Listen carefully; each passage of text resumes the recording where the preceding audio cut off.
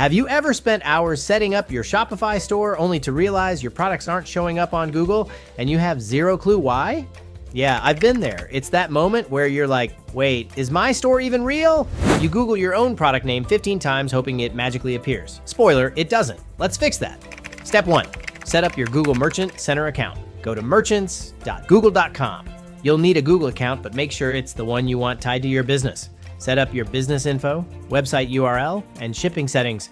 Pro tip, Google will check your website for matching info. Make sure your Shopify store actually has a refund policy and shipping details visible. I learned that the hard way. Step 2, connect your Shopify store. Hop into your Shopify dashboard, head to the Shopify App Store, and install the Google and YouTube app. It's by Shopify, so it's actually solid. Walk through the setup wizard. It'll ask you to link your Merchant Center and Google Ads accounts. Just follow the prompts and boom, connection made. Step 3, sync your products. The app lets you choose which products to sync. You don't have to send your whole catalog. So if you've got like 10 test products or weird one-offs, maybe uncheck those. Once synced, Google reviews your products.